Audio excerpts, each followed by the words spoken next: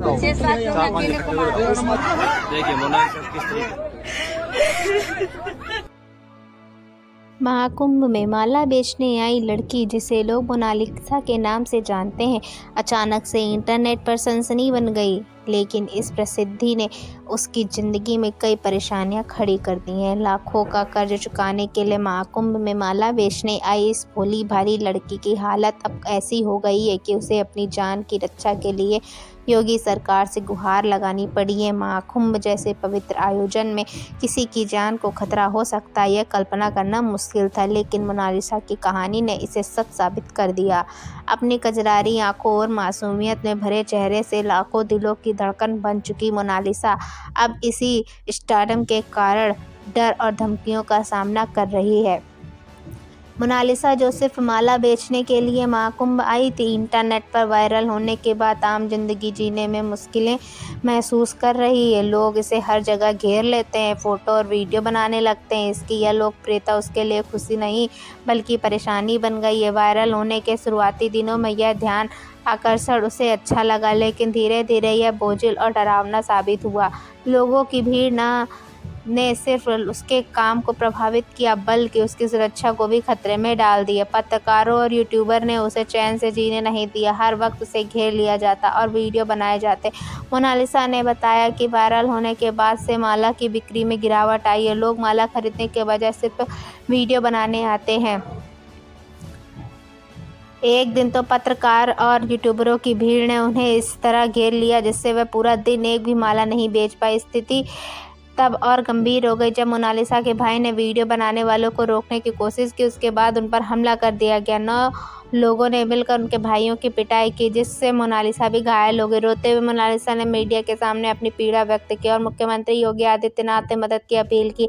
उसने बताया कि उसके परिवार ने कर्ज लेकर महाकुंभ मेले में सामान खरीदा था, लेकिन अब धमकियों और उत्पीड़न के कारण वह बेच नहीं पा रही। अब हालत ऐसी हो गई है कि उसे महाकुंभ छोड़ने का विचार करना पड़ रहा है। परिवार की सुरक्षा और आर्थिक संकट ने मोनालिसा को बुरी तरह से झोर कर रख दिया है। एक गरीब परिवार की लड़की जो अपने और अपने परिवार का पेट पालने के लिए महाकुंभ जैसे धार्मिक स्थल पर संघर्ष कर रही थी, आज सोशल मीडिया पर चर्चा का विषय बन गई। यह घटना दिखाती है कि साधारण लोग भी किस तरह सोशल मीडिया के जरिए रातों रात प्रसिद्ध हो सकते हैं।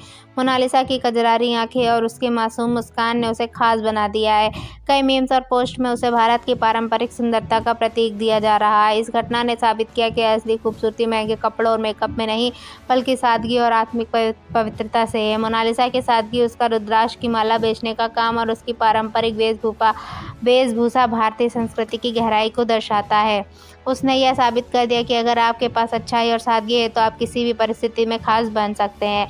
जैसे ही मोनालिसा ने मुख्यमंत्री योगी आदित्यनाथ से मदद मांगी, उन्होंने तुरंत महाकुंभ का दौरा किया और सुरक्षा व्यवस्था की समीक्षा की। मुख्यमंत्री ने इस मामले को गंभीरता से लेते हुए महाकुंभ में बढ़ते खतरे का संज्ञान किया और हवाई सर्वेक्षण किया। उन्होंने यह स्पष्ट आदेश दिया कि जो भी किसी श्रद्धालु या बेटी को परेशान करेगा उसके खिलाफ सख्त कार्रवाई की जाएगी। महाकुंभ में हर साल लाखों श्रद्धालु स्नान के लिए आते हैं। इस बार 29 जनवरी को मौनी अमावस्या और 3 फरवरी को बसंत पंचमी के प्रमुख स्नान होने वाले हैं। मुख्यमंत्री ने यह सुनिश्चित किया कि सभी श्रद्धालु सुरक्षित रहे और कोई भी असामाजिक तत्व महाकुंभ की पवित्रता को प्रभावित ना कर सके। उन्होंने महाकुंभ के दोनों प्रमुख स्नानों की तैयारियों का गहन निरीक्षण किया है और सुरक्षा व्यवस्था को और मजबूत करने का आदेश दिया। मोनालिसा अब समझ गई है कि अपनी सुरक्षा के लिए उसे खुद भी कदम उठाने होंगे। सवाल यह है कि वह महाकुंभ छोड़कर चली जाएगी या यहाँ से निकलने के बाद भी परिवार की मदद करने की कोशिश करेगी। यह घटना यह दिखाती है कि रातों रात मिली प्रसिद्धि हमेशा सुखद नहीं होती। मोनालिसा की साधारण जिंदगी में आई है खतरनाक मोड़ उसकी स्थिति को बदल चुका है।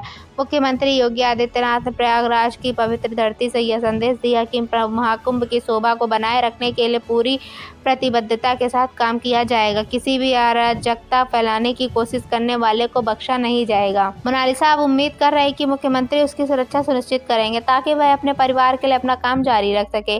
मोनालिसा, जो भगवान शिव की आराधना के लिए कई हजारों श्रद्धालुओं के बीच अनजानी श्रद्धालु बनकर आई थी, अब वह सोशल मीडिया की सुर्खियों में है। लोग अब शिव भक्ति से ज्यादा इस लड़की के बारे में जानने के उत्सुक हैं।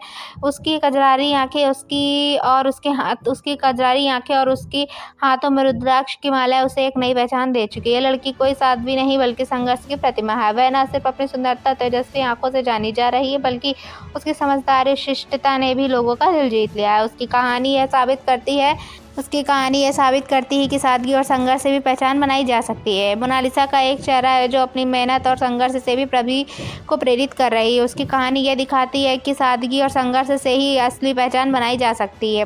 लेकिन सवाल यह है कि क्या यह उचित है कि एक धार्मिक स्थल जहाँ करोड़ों लोग देश विदेश से आस्था की डुबकी लगाने आते हैं, वहाँ एक साधारण लड़की को केंद्र में रखकर सोशल मीडिया पर वायरल कर दिया जाए। महाकुंभ जो भक्ति और आस्था का प्रतीक है, वहाँ कुछ पत्रकारों यूट्यूब ने इस लड़की को इस तरह से वायरल कर दिया कि लोगों का ध्यान पूजा पाठ से हटकर सिर्फ उस पर टिक गया। महाकुंभ में आने वाले युवा मेले में इस लड़की को ढूंढने के लिए पहुंच रहे, लेकिन क्या इस वायरल होने से इस गरीब लड़की को कोई फायदा हुआ? इसका जवाब है नहीं, बल्कि यह प्रसिद्धि उसके लिए एक बड़ी समस्या बन गई है। क्या महाकुंभ जैसे पवित्र स्थल पर इस तरह की घटनाएं होनी चाहिए? यह एक ऐसा सवाल है जो हर किसी को सोचना चाहिए।